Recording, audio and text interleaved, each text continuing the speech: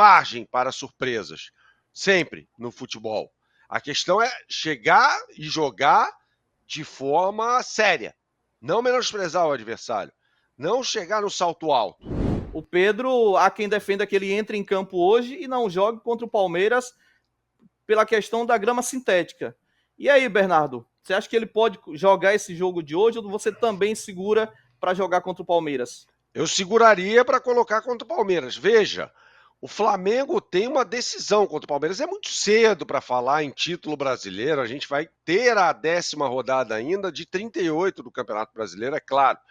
Mas o Flamengo não pode, em tese, perder esse jogo, porque o Palmeiras abriria 7 pontos em relação à equipe rubro-negra, né? Então, o que eu faria? Seguraria o Pedro nessa partida de hoje contra o Botafogo, seguraria praticamente todo mundo, tá? Colocaria o Wesley só porque, como você bem disse, ele está suspenso na partida para a partida contra o Palmeiras. Então o Varela deve jogar. Mas de resto, é time reservaço, cara. Colocaria o Juninho desde o início, até para ganhar confiança, né? Vai enfrentar um time mais fraco, de repente faz um ou outro gol ali, é o que a gente espera, por exemplo, que ele pegue no breu em algum momento. E ganha e confiança faz muito parte da carreira de um centroavante, né? O centroavante é aquele jogador que precisa de gols para estar bem.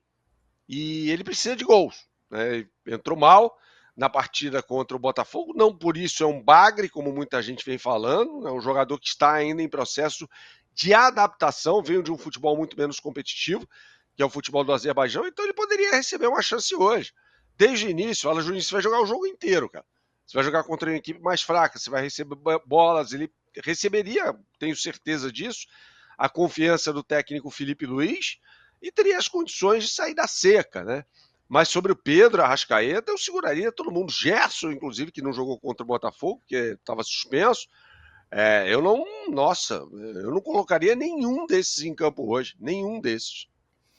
A questão, Emerson, desse poupar, preservar jogadores, eu lembro que no período de eleição do clube, o BAP, quando ele é eleito presidente do Flamengo, ele falou que o Flamengo daria uma atenção maior ao Campeonato Brasileiro. Ele não falou que deixaria a Copa do Brasil de lado, mas ele falou, vamos tentar ganhar o Brasileirão. O Flamengo não ganha desde 2020. E claro, tem a Libertadores.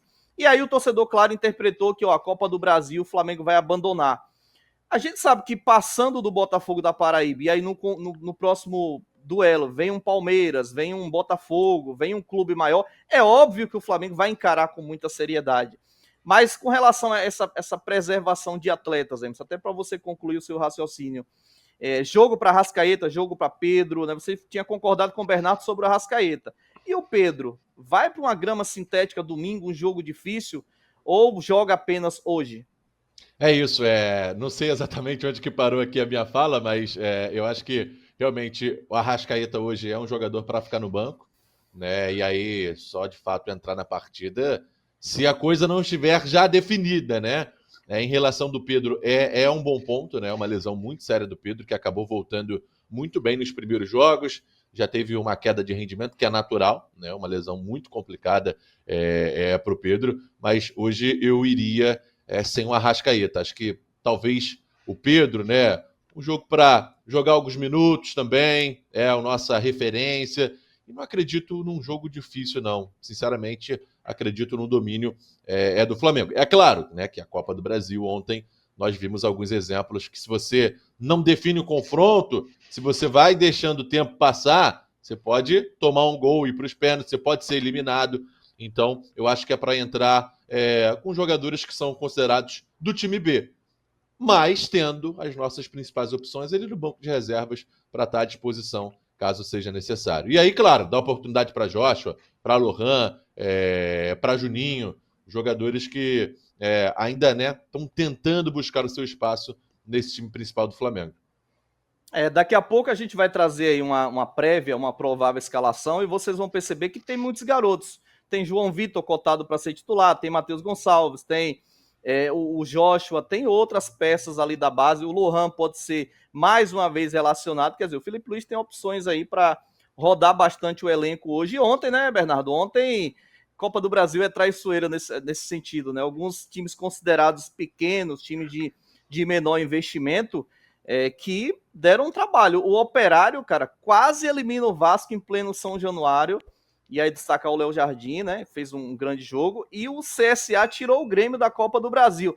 E aí, Bernardo, tem como você... O Emerson falou que o jogo de hoje, né, Emerson, não te preocupa. Mas tem alguma chance de hoje ter uma zebra no Maracanã, Bernardo? Eu acho muito difícil, né? Esse time do Botafogo é muito fraco, trocou de técnico, inclusive, eu não consigo ver o Botafogo ganhando o Flamengo no Maracanã, independentemente da escalação do Flamengo, mas impossível não é.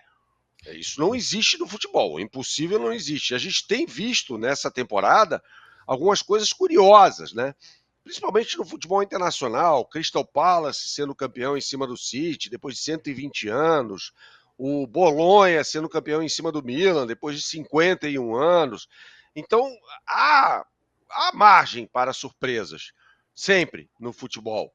A questão é chegar e jogar de forma séria, não menosprezar o adversário, não chegar no salto alto. Acho que isso faz muito parte do contexto aí.